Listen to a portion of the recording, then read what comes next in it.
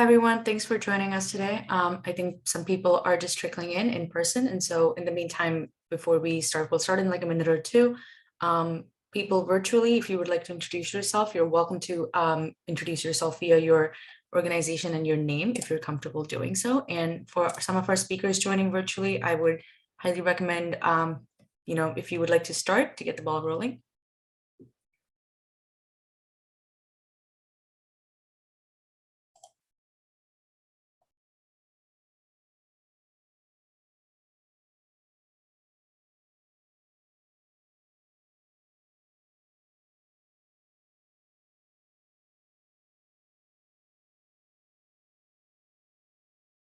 Can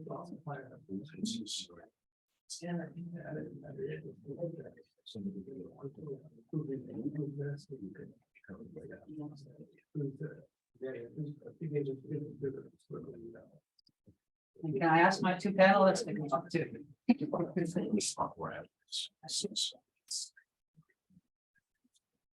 Want us to come up here and join you? Yes, please. Yeah.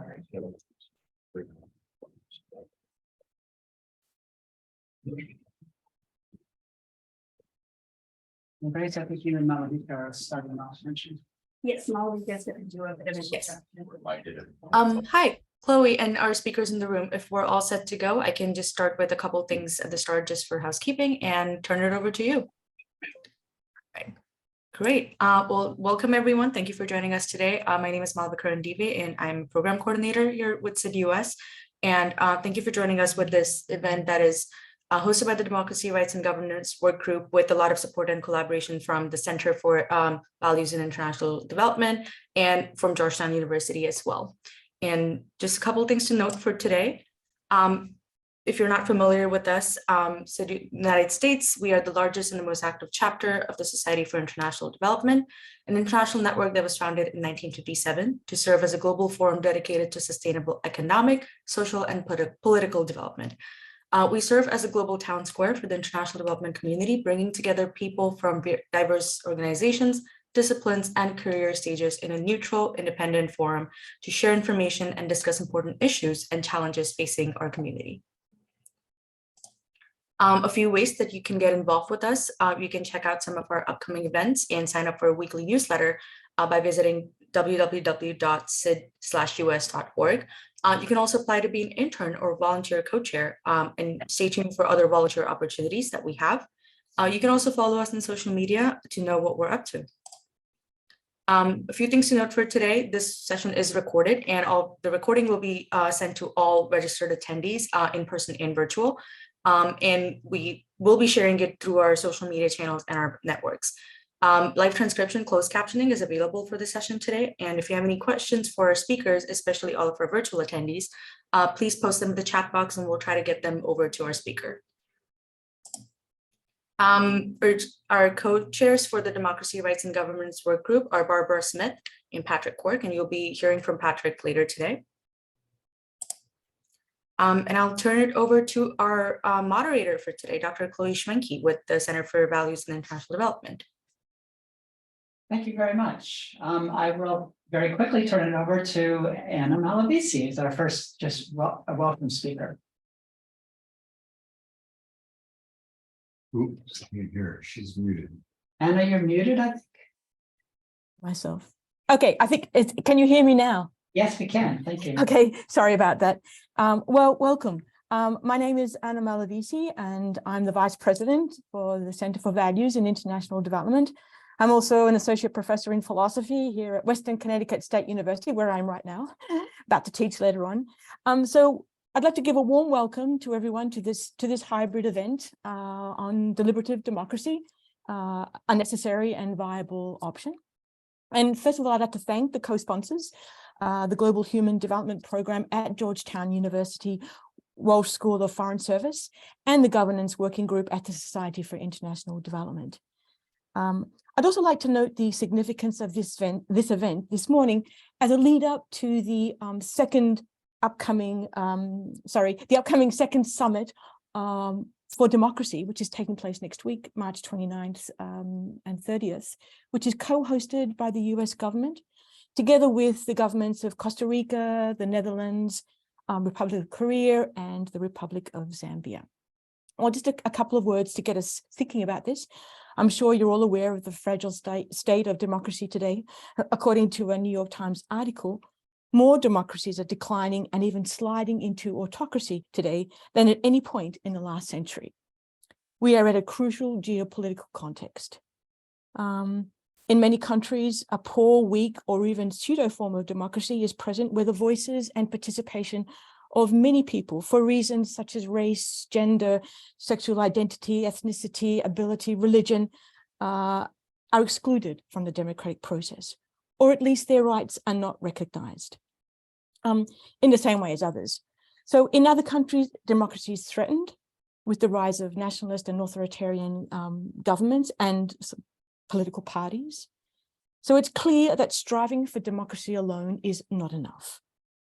Very much depends on the type of democracy that exists, which leads us to the topic of today's event, deliberative democracy. The noun deliberation is defined as a long and careful consideration or discussion. So some research conducted by some Stanford scholars, James Fishkin and Larry Diamond, has shown that deliberative democracy, an informed and moderated discussion that transcends partisan identities, can lead to a depolarized and more democratic society. I think it also helps us understand the factors that contribute to a failing or an ineffective type of form of democracy. I'm sure our panelists will have much more to say about this. So enjoy the event. And now I'll pass it over to Professor Stephen Radelet from Georgetown University. I'm assuming that he's there. Yes, indeed. Hiding here. Good. Thank you. Morning. I'm Steve Radelet. I'm the director of the Global Human Development Program here at the School of Foreign Service at Georgetown. And I just want to welcome you to the university and all of you in that camera in there from around the world. We welcome you this morning. I want to thank several people. I want to thank the Mortara Center for giving us this space for free, which is nice to have it. I want to thank my colleague Grace Lee in the back, who has done all the work to get this organized and getting the equipment working flawlessly. If we don't notice any glitches, that means Grace has once again done superlative work. So thank you. Thanks, Grace, for that, for all you've done. I want to thank Chloe and everyone at the Center for Values and International Development. Chloe's an old friend, and it's great to collaborate on this. And she even loaned her son Ian to us as a student for 2 years in our graduate program, which was great fun. He's really terrific. We have a 2-year program in development, a master's program where we take students from all around the world, pretty small cohort, 30 students a year, very selective, but we give them training in economics, quantitative methods, political economy, and management. And then they can specialize in courses in democracy, in governance, in climate change, in education, whatever their particular area of specialization might be. And so that's what brings us all here together. This is such an important topic and such an important timing for this topic with the summit coming up next week. Well done. Timing is everything, as they say. I do a lot of work. I look at big macro trends in development. I'm a macroeconomist, and I think a lot about long-term future. And we all know there's been a lot of progress in developing countries over the last 20 or 30 years. We all know that that's under threat and at risk, and that there's been a lot of backsteps in the last few years, obviously around COVID, but also around climate change, but also around democracy. And when I am asked what I see as the biggest threats to global progress in the next 10 or 15 years, there are two that just, in my mind, far and away are the biggest threats, especially to global poverty. One is obviously climate change, but the other is democracy. And the weakening state of democracy. There had been such progress for 20-25 years, but now we're seeing the backstepping that we've already heard about, that you all know about around the world, not everywhere. There are some countries that are forging ahead. But to me, when I think about the future of development, this is at the core, because deliberative democracy is how decisions are made. And if we're going to continue global progress in fighting poverty, in reducing conflict, in fighting climate change and environmental degradation, you have to have a strong decision-making progress, It has to be deliberative so that all of society gets involved, and it gives it the legitimacy that is necessary. So this is really great timing and one of the most important issues that I can think of. I wish that I could stay for all of this. I just got back from 2 weeks of travel, and I have a large pile of appointments and other things that I have to take care of. I literally just flew in over the weekend from Nepal, so it's a long way away. And as I mentioned to Chloe, it's a good thing this is in the morning, because if we were meeting at 4 o'clock in the afternoon, I'd be falling asleep. So I'm glad the timing worked out well. So with that, I will leave it to you. Thank you all for being here, and thanks for having me as well. Thank you so Over to much, you. Steve. Much appreciated. Patrick online. Yes, I am. Excellent. morning. Over to you, Patrick. Just a brief word of welcome. My name is Patrick Quirk. I'm the Vice President for Strategy, Innovation, and Impact at the International Republican Institute, nonpartisan organization whose mission is to support democracy overseas. Also the co-chair of the DRG work group with SID. Wanted to thank Chloe, friend, former colleague many years ago, and her center, as well as Georgetown, for co-hosting this important discussion on the eve of the second summit. I'm very much looking forward to all of the panelists' comments. So back to you, Chloe, and thank you. Thanks so much, Patrick. Today we are joined by 3 panelists, and I'm going to very briefly introduce to each of them with a quick bio, and then each one of them is going to get 3 minutes. I'll try to be strictly, probably not, to just summarize where they're coming from on the topic of deliberative democracy. I'll start with David Crawford. I have a particular connection with David. He was my doctoral dissertation mentor, so we go back a long way. He's Professor Emeritus at the School of Public Policy at the University of Maryland. He specializes in socio-political philosophy, international development ethics, transitional justice, democracy and democratization, and the ethics of consumption. After 3 degrees from Yale University, David taught philosophy for 25 years at Colorado State University, where he established one of the world's first courses in ethics and international development. He was a visiting professor at the University of Munich, was twice a Fulbright Scholar at the University of Costa Rica, held the UNESCO Chair in Development at the University of Valencia in Spain, and taught at the National Autonomous University of Honduras, the University of Chile, and the University of the Andes in Colombia. He's been a consultant with the Inter-American Development Bank, well, we actually were both there together, USAID, the World Bank, and the International Center for Transitional Justice. David was also the founder and former president of the International Development Ethics Association, IDEA, and he's also a board member at the Center for Values in International Development. We're also joined today online by Eva Mulema Matsiko from Kampala, Uganda, where I was a Fulbright Scholar once in a lovely city. Eva's a lawyer and an experienced program manager with more than 20 years of professional experience, including 16 years of experience providing strategic leadership, management, and technical expertise with USAID and DFID funded programs. From 2011 to 2019, she was chief of party for the Governance, Accountability, Participation, and Performance Program, a $35 million program jointly funded by USAID and DFID, which addressed leadership, accountability, and fiscal transparency, as well as local government, financial management, planning, and budgeting. Ms. Matsiko has also served as chief of party for the Strengthening Democratic Linkages in Uganda project and deputy chief of party for the Legislative Support Activity. Throughout her career, she has worked on service delivery in health, education, the rights of the poor, provision of opportunities, and leadership development for those who may not have easy access to basic services and goods. Our third panelist is Erin Chassie. Erin's nearly 35-year career has spanned over 40 countries and includes stints as a USAID Democracy and Governance Foreign Service Officer, Chief of Party, IDIQ Manager, and 10 years as a Senior Manager for INGOs. He has designed, implemented, and evaluated projects in multiple sectors, including community-based protected area management, civic engagement, democratic local governance, and people-to-people peace building. He led Catholic Relief Services Equity, Inclusion, and Peace Building team to produce alternatives to donor-funded approaches, which were based in counterterrorism policies. In addition to a Master of Public Policy from Harvard University's John F. Kennedy School of Government, Erin also holds a double BA from the University of Michigan at Ann Arbor.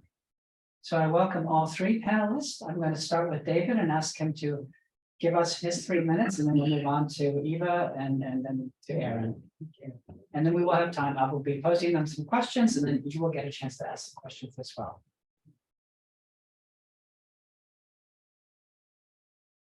Thank you very much, Chloe.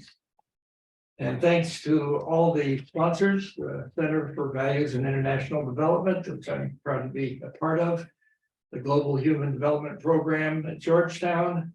It's nice to come back to do a presentation at Georgetown, the School of Foreign Service, SID. It's good to be here on this very important topic. The Tale of Two Cities starts with, this is the best of times and the worst of times. I'm going to start with, this is the worst of times and the best of times. The worst of times because of the upsurge and strengthening of autocracy and authoritarianism and some fascism. Russia, China, Hungary, Nicaragua come to mind right away. But and also the repression and decay and shallowness of what is called democracy around the world. India, USA, Israel are examples of decay and often repression. But it's also the best of times, because there is a reinvigoration of democracy throughout the world. And some of it is traced to what we'll call deliberative democracy. Deliberative democracy, I'll define a little bit in a way, is multifaceted. It's a theory, a first generation theory from Jürgen Habermas and John Rawls and Joshua Cohen, and a second generation of theorists who are responding to criticisms and evolving and generating new approaches to deliberative democracy. And I would strongly recommend to all of you this very fine collection, Oxford Handbook of Deliberative Democracy, which not only deals with the theory, but also with another important dimension, and that is the practice, the innovations, the experimentations that have been occurring for 20 or 30 years around the world and are very exciting right now. But there's also empirical studies asking the question of what is the impact of deliberative democracy? Can it deliver the goods? Can it be practical and improve people's lives and their agency? And then deliberative democracy is also a movement. Some of that movement will be expressed in the summit. Some of it you know about. And one of the advantages of this handbook is it looks at deliberative democracy as it's occurring in many regions of the world, and not just in North America. So the challenge that Chloe put to me in the description of this event is, can and should deliberative democracy result in a more robust, inclusive, deeper, agency-driven democracy or not? Or is it too rationalistic, too elitist, too orderly for our messy, chaotic, unequal, post-truth, and increasingly tyrannical world? What is democracy, first of all? More or less rather than either or. There's no platonic form of democracy. There's more or less democracy and different kinds of democracy in different times in different places. What is deliberative democracy? Deliberative democracy, on my view, is an interpretation of one dimension of democracy as a more or less phenomenon. One approach that has been used since the Greek times is democracy is ruled by the people rather than by one individual or a small group. But there are many different dimensions of democracy, and deliberative democracy focuses largely on one, although it's been moving to make connections with all the other dimensions as well. One dimension is that of breadth. If it's ruled by the people, what people? Which people? Who's to be included and who's not to be included? And there's no platonic form for that. It varies in different places, and it also can be mistaken in different places. Another dimension of democracy is range. What is the range of the ruling that is done? What are the sites in which it is done and should be done? What are the topics that deliberative democracy deals with? And then is the ruling of democracy is more or less separated by powers, different powers within the society, both within the government. We think of executive, legislative, judicial, but also within civil society and the various new hybrid connections between government and civil society. Eva's work has been largely with working with governments and their structures and how they deliver the goods or fail to deliver the goods. And then another dimension of democracy is not just a matter of theory or a matter of talk, but a matter of having an impact on the world, changing the world in ways that are hopefully better than they were before. So a practical dimension. Behind all of the dimensions and their connection and relation is, I think, several values that we could call democratic ideals or democratic values. Individual agency of people running their own lives or being in charge of their government rather than having their government in charge of them. Solidarity of working together in some way or other. With mutual respect for fellow members of the group, whatever the group is, local or even international. Equality, because you can have individual agency with some people having a lot more power than others. And human well-being, of providing the hope, if not the reality, of a better life with respect to such things as good health, good safety.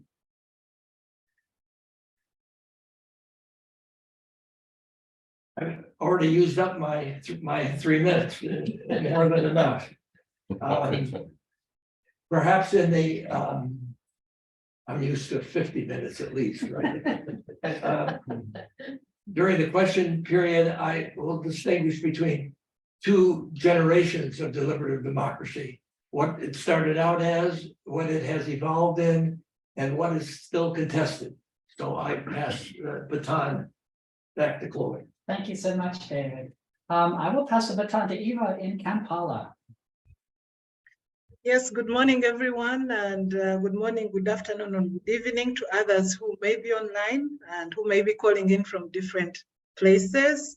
It's really a pleasure to be with you this evening, my time, to talk about deliberative democracy. And when you read the literature on deliberative democracy, as was said by the previous speaker, there's a continuum, but in its most clinical sense, where there is an effort to get a group of people that reflect the public and have them sit down and deliberate a particular question, a particular policy issue, and then have them present their recommendations.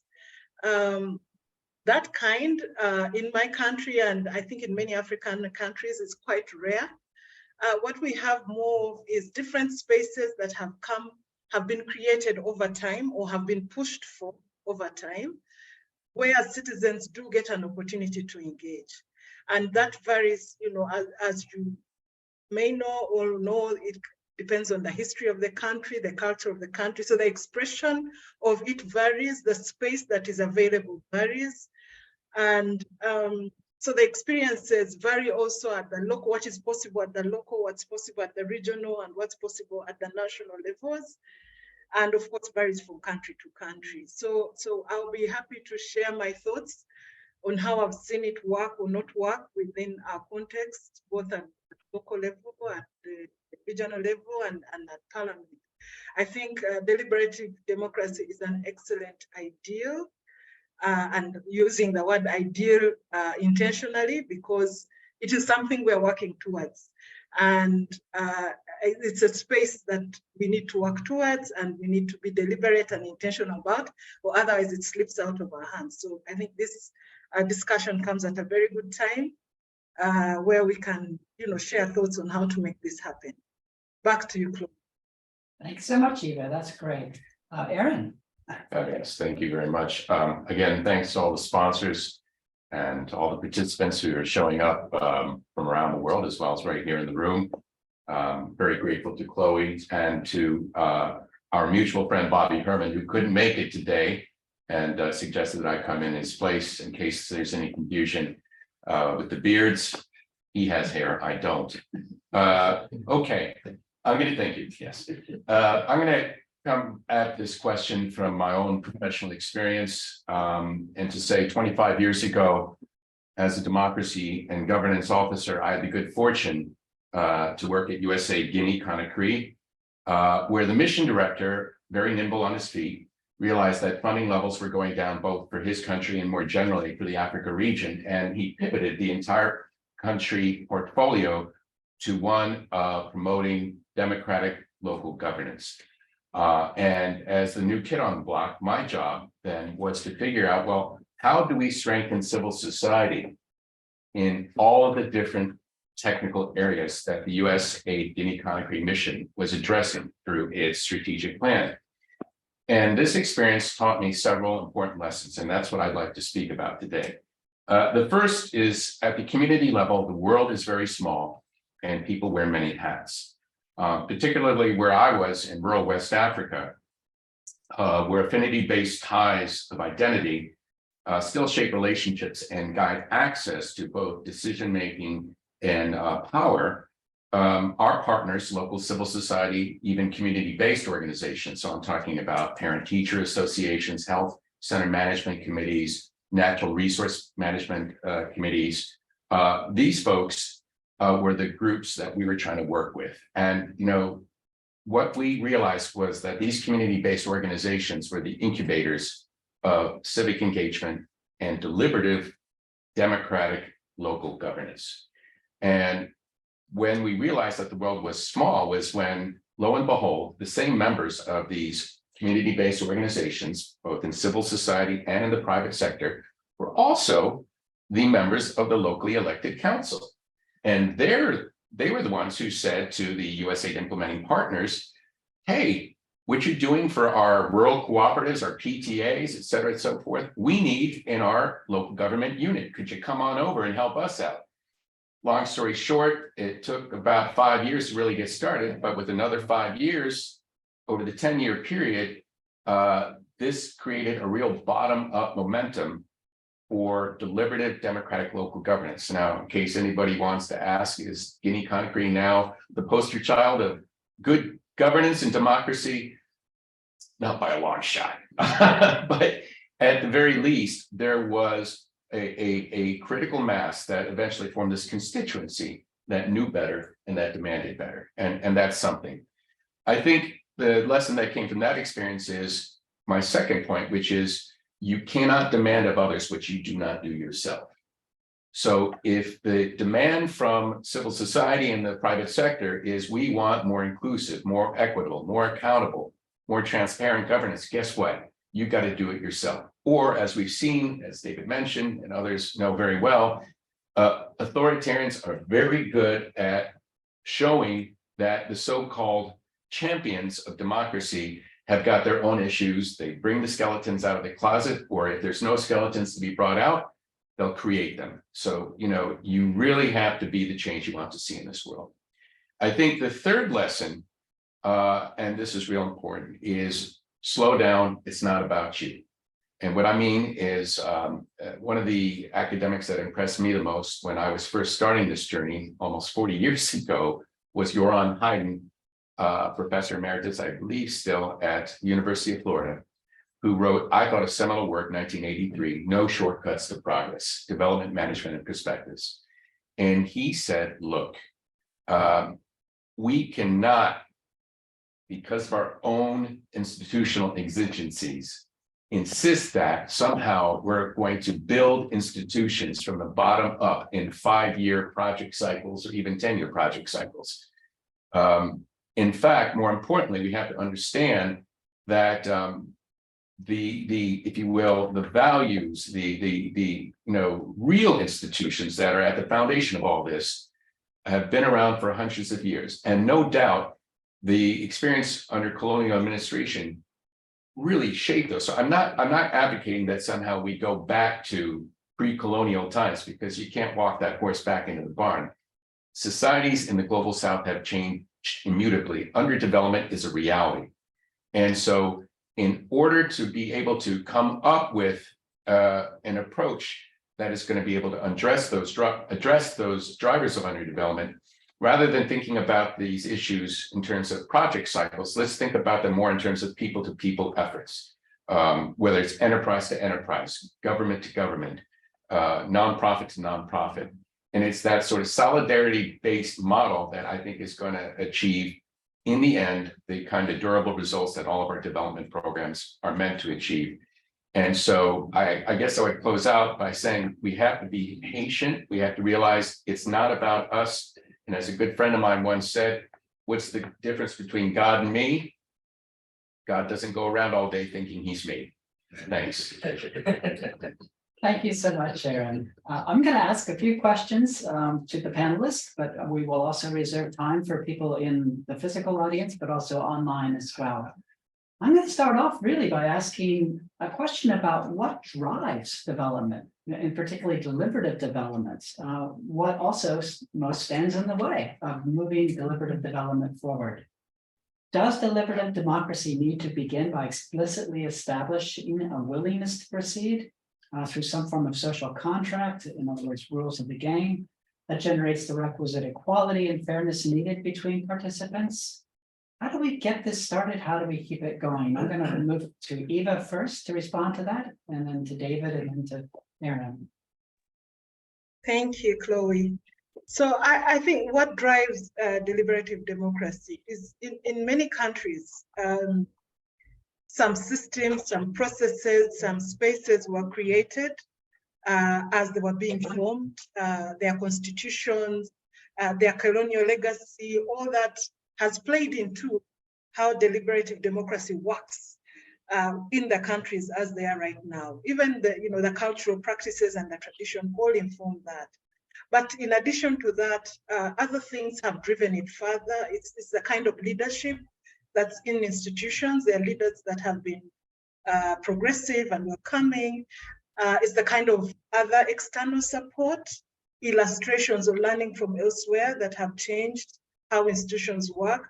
I worked with Parliament of Uganda for a couple of years, and I realized that there are many things that were started that created spaces in Uganda's parliament that were not there before, but were coming from elsewhere through different actors, through development practitioners, bringing good experiences from elsewhere. So even these experiences that are brought in countries such as ours are able to expand the envelope, are able to expand the practices and to nurture good practices. So I think those are good ways in which it starts. And should we wait until we have the social contract? I think no. I think we take the space that is available, and where there is no space, we try to create space. Because if we wait for it to happen, though a lot has changed since then, sometimes the space closes in different ways. It doesn't mean the open forums don't happen, the invitations are not issued out to civil society and others to come and make presentations, but they may miss on that list the more controversial, quote unquote, civil society from being invited before the committee. So there are other ways to keep people out, more sophisticated ways to keep people out. So those are the new ways we have to watch out for. I think I'll stop there and back to you, Chloe. Thank you, Eva. Take the space that's available, David.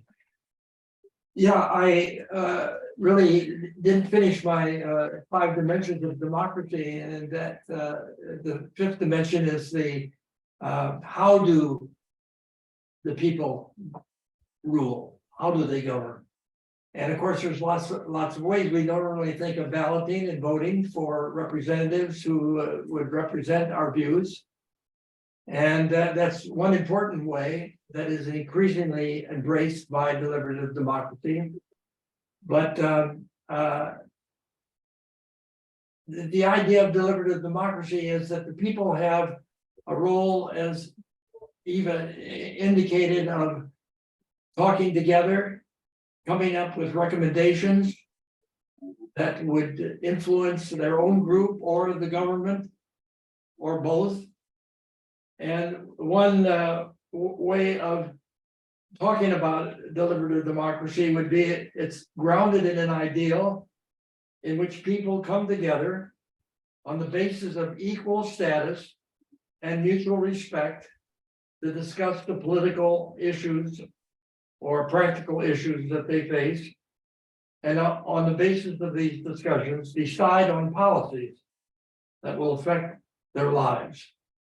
So it has a very practical outcome, but it is a communal effort to come up together. And I think that the biggest obstacle that we face right now is the great divide that we see in various countries, where people cannot agree on rules of the game, and the whole idea of deliberating together would be rejected because it would be something that you would have to compromise your values. So how can we overcome that? And in some cases we can't. That is, we got to be careful that we don't see deliberative democracy as a new solution for everything. Or it's not what Mayor Daley of Chicago said, a pancreas. Well, that high note, I'll move this on to Aaron. Goodness me. Convening people, I think, is easier more on the practical questions, livelihood, local economic development, certainly at the local level. Here's the challenge, though. The desire or the demand for democracy is not going to cut it, because we are dealing with societies that went through however many decades of colonial administration, which was characterized by a divide and rule strategy that instrumentalized historic grievances and formed and hardened narratives of division. And so we've talked a little bit about social contract, but I think we need to talk a little bit more about social cohesion, which is to, again, identify those interests that connect people together while mitigating the dividers, which is to say those issues or those interests that push people apart.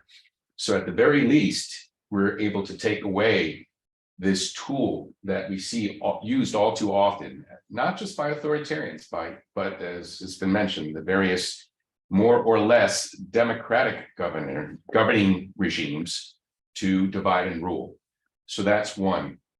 I think the second thing is to appreciate that in many of these societies, the state is still what Haydn calls a floating superstructure.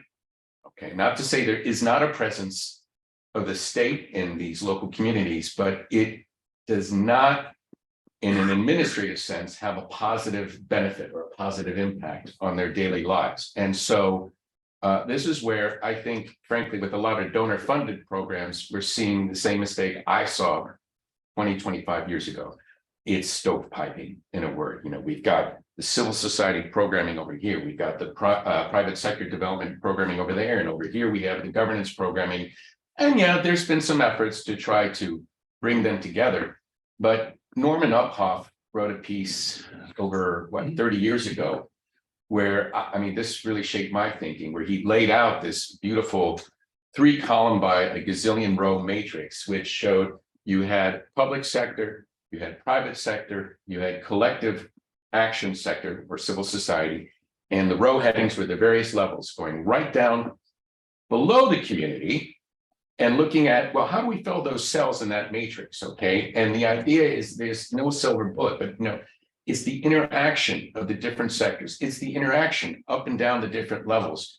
And that's tough because the way donor agencies are structured, it's very rigid. Even within a particular area of programming, there are stovepipes within stovepipes. And so I think we need to get into a more interdisciplinary frame of mind for people who feel like going down some rabbit holes in the development experience clearinghouse. You'll never get back, trust me, unless you lay breadcrumbs, as it were.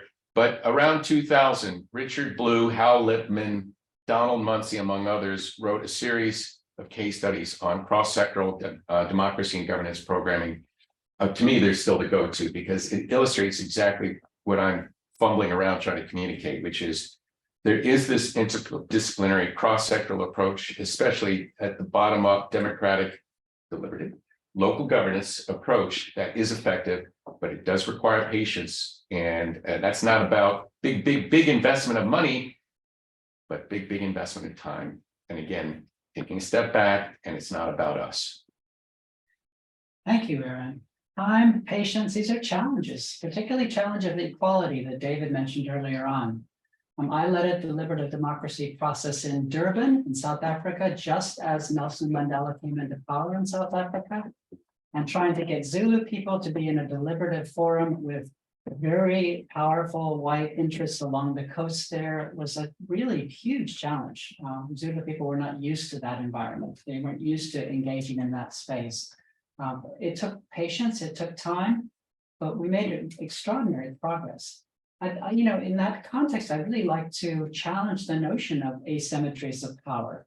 We often have very entrenched systems of power that really control governance and decision-making. What can deliberative Democrats do to ensure that all stakeholder voices are listened to and given appropriate weight in these deliberations, and that the decisions made by such deliberative Democrats have legitimacy? I'm going to start with Aaron and work backwards again this time. Thank you very much. Now, this is the issue that I grappled with a lot in designing and implementing programs, both in governance and in building peace. We throw out words like grassroots, community level, and think, okay, well, that's where it stops. Now we don't have to worry about it because we're at this idyllic place where everybody joins arms and sings Kumbaya and in multi-part harmony. And it's simply not true. Indeed, the same dynamics that divide people and prevent the deliberative governance process that others have spoken so eloquently to exist right there at the community level. So again, the idea is recognizing that the world is a very complex place, yes, even at that local level, including and especially the power dynamics. And what we need to do, again, is to take almost a Saul Alinsky, Paulo Freire approach, grassroots organizing, finding those issues where people have common ground, common interest. And here's the big thing that I would say, we need to shift the paradigm from power over, which again, legacy of colonial administration right up till the present, some 60 plus years later, to power with. Just as David said earlier, the value of solidarity, it's not standing behind people, it's standing directly next and with people. It's really helpful. Thank you. Eva, what do you think about this? Yes, you know, the differences in power go all the way to the grassroots. And even in the grassroots, sometimes we assume that if we call the women and we call the youth and we call the, we have everyone under the mango tree, so to speak, to have this conversation. But the reality is, and a recent project showed that, you see, the very poor in that community are not seated under the mango tree. There are people not seated under the mango tree because at that time they're also digging in other people's gardens. They can't be under the same mango tree with whoever has allowed them to dig their gardens. So even at the very, like you rightly said, those power imbalances are there. And I think it is intentionality. It's intentionality and trying to see the world out of frame of the less powerful. How do you step back and try to see the world, whatever the space is going to be? If it's going to be under the mango tree, how do they perceive the mango tree? How do I make the mango tree more comfortable? If they're going before, we held public hearings where Parliament would come down to communities and try to have them give their views on how services can be improved and how accountability works and things like that. And what we found was, just that they are members of Parliament there in itself was very intimidating. Even if they were Ugandans of similar tribe, of some from that region, it was really, we had to work and coach beforehand the people who were willing to step forward. And then we had to work with the members of Parliament in turn and say, look, you're taking this for granted. You overwhelm them by your presence. You overwhelm them by your comments. Can you speak less, allow them to speak more? So it's almost like working behind the scenes on both sides to get a dialogue going. And when we are privileged, we take many things for granted. And we need to step back and help each other see what other people see in us that makes them intimidated. So it's an intentionality that has to happen. And I think it can't be rushed. Thank you, Eva. Of course, I would like to add to that the dimension of, there's a gender dimension under that tree as well. Yes, absolutely. David. One of the most exciting innovations in the deliberative democracy movement is what's called mini publics. And this is gathering together an assembly of people. It could be within a union, it could be within an educational institution, it could be within a women's group, it could be within an LGBTQ group. The question is how to assemble them.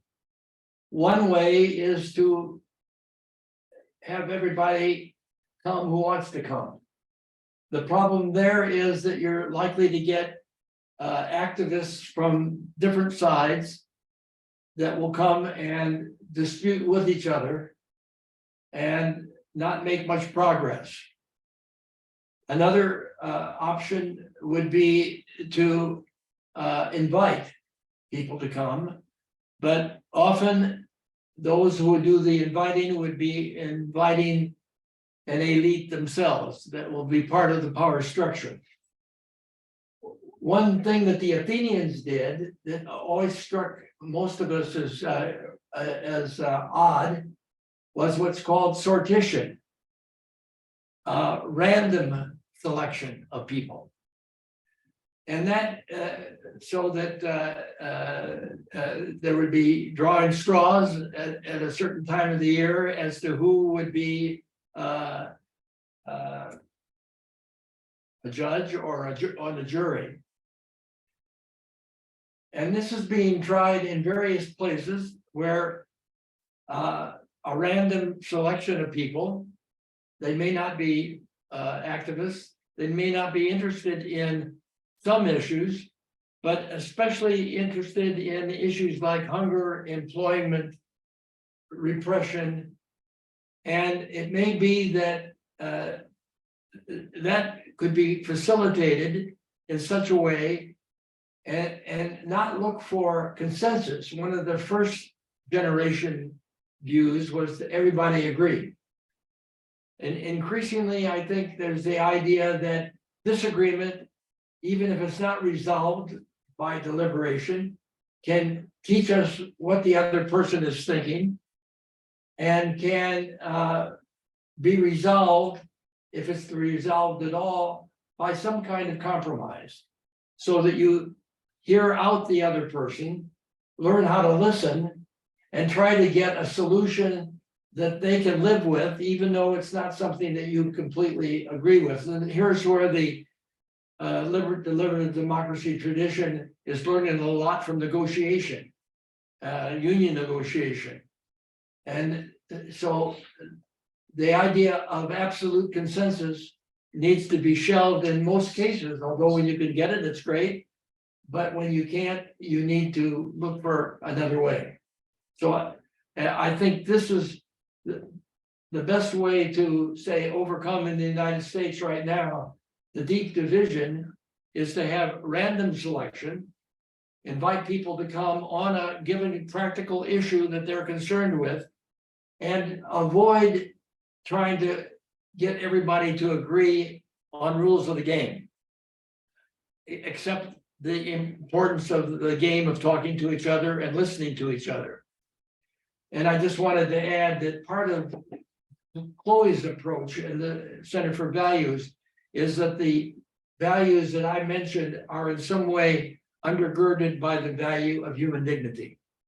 Why should we invite these people that we know we are likely to disagree with? Because they're human beings with their own lives and their own dignity that we need to respect. So the idea of mutual respect becomes very important as a part of the solidarity that I talked about. Thank you, David. Just picking up on that, USA can play a particular role as being a facilitator who sets some of the rules. I'm thinking of a project in northern Uganda dealing with basically cattle rustling, pastoral people stealing cattle from each other with great violence.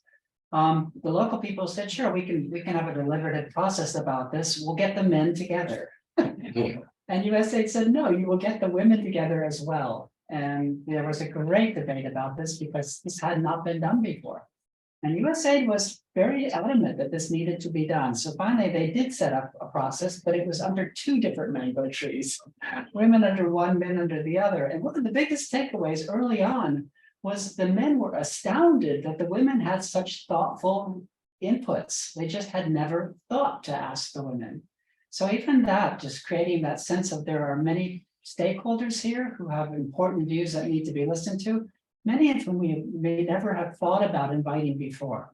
So this is a really important space for that opportunity to learn about that equal human dignity in places where we haven't looked and we should have. I'm going to open it up now to see if there's any questions in the room here, and also look to Grace to see if she can pick up any online questions and help me with those, maybe just by summarizing those as well. I see one right here. Yes, please. Hi, I'm Natalie. I'm a master's student, PhD. I'm actually also going to be entering USAID as an SDV officer. But I was kind of wondering, we talk a lot about democracy here, but I'm kind of wondering about how to implement these, like, what kind of context specifically, like, are we talking about implementing these types of projects? My whole background is in the Middle East. And as we know, the Middle East has some problems with democracy. And I'm kind of wondering how, how you implement projects in areas where maybe the people are very interested in democracy and the governments don't want to hear it, or vice versa. And then I'm also wondering how projects now, especially after the Afghanistan and Iraq war, that deal with democracy can be like implemented. I think that what I'm saying is the world's lost a lot of trust in projects that have the word democracy in it after the two wars. And I was just kind of wondering how projects can kind of address our bumpy past with democracy in those regions. and still then be implemented. What a great question, Natalie. I'm going to ask Eva to respond to this first. Thank you.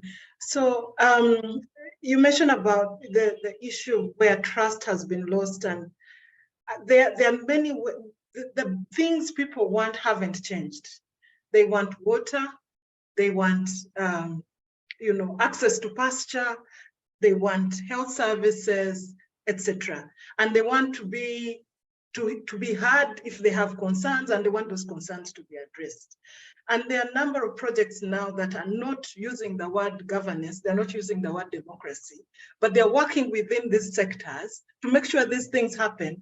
And they're using the same practices and procedures to make sure they happen, to get citizens heard, where would they want the borehole as opposed to where, and things like that. So if we get rid of the terminology and look at what people really want and help them get those things through functioning governance systems, I think we are able to meet their need without using the terminology that they stumble with.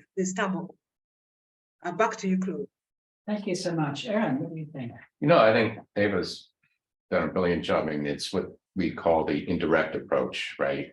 It's about where's the entry point? Is the entry point a standalone democracy and governance project? Probably in the context you're describing, no. And as Ava described, there's other entry points in areas where people see a more tangible, concrete interest in participating. The other part of your question, it may be 15 years ago, I would have been able to say in sub-Saharan Africa, not so much an issue, but it is, and it has been because of the militarized or the militarization of US foreign assistance that has been taking place, certainly since 9/11, but even before then, if we're really, truly honest with ourselves. Because let's remember, US foreign assistance is a part of, and more importantly, it is a tool of US foreign policy. There is, the sort of belief for however long that USAID is an independent agency and it just focuses on sound international development practices. I don't think that was ever the case, quite frankly, if you look at why USAID was created some 60 plus years ago. And it certainly hasn't been the case in the last 20 plus years, where you've gotten, at the policy level talks about full government or 3D, diplomacy, defense, and development, and maybe a little D, fourth D at the end, democracy. And people see right through it, quite frankly. So I don't have a good answer for how you are able to get through that context where clearly the US has discredited itself as the donor and as the shining city on the hill for democratic development. I think instead you just meet people where they are, right? And as Ava was saying, get from them the idea of what's their vision, what are their preferences, what are their demands, and you build up on that, whether that's through democracy and governance programming or other areas of programming or a combination. You have to be nimble enough to be able to do that. I'm happy to talk with you more afterwards. There's a lot there in that question. David, you've got the last minute. Well, something that Aaron and Eva both kind of touched on is the role of leadership. And here I think it's really important that that international development be integrally connected to democracy in the programming and all. But both of them stressed how important it is for people involved with USAID to live out their values in their relationships to their own colleagues and to the recipients of who really become co-workers. Yeah. And you can't shove democracy down the throat of anybody. It's got to be something that they're invited to be part of. And I think because they are randomly selected at the outset, and probably the place of entry that is most important is to get the most urgent local problems that have connection to national problems as well, and to get people to try to prioritize what's most important. And to do that, you've got to give reasons, and you got to listen to other people and see what they think, and be ready to make compromises because you can't do everything, and to make those decisions together, and to not have USAID make them, but to facilitate the local community being involved in making them. Thank you, David. We have literally run out of time. There's so much more to say. One of the takeaway lessons here is to not have this as 60-minute, but 90 minutes is a minimum. I want to still take some time to thank RTI for providing refreshments for those who are here. For those online, I can tell you there's really good stuff here. You should be here. I would like to thank all of our panelists, and I would like to thank SID for being absolutely instrumental in making this all happen. For those of you who had questions online, I will try to respond to those as the Center for Values, and we'll try to get some sort of response to you from those subsequent to this, because I know that it's important to keep this discourse going. I would like to end with David's exhortation about living your values. I think that's central to all of the work we do in development. It's certainly, definitely including deliberative democracy. So thank you all, and we look forward to keeping this deliberation going. Could I have one final word? Absolutely. Yeah. Abraham Lincoln inspired all of us that this nation shall have a new birth of freedom, and that government of the people, by the people, and for the people shall not perish from the earth. And that is a danger that we have of its perishing in our country and throughout the world. And the by the people part of it is something that deliberative democracy contributes as much as anything, not ignoring of the people and for the people. Thank you, David. Well ended. Thank you all.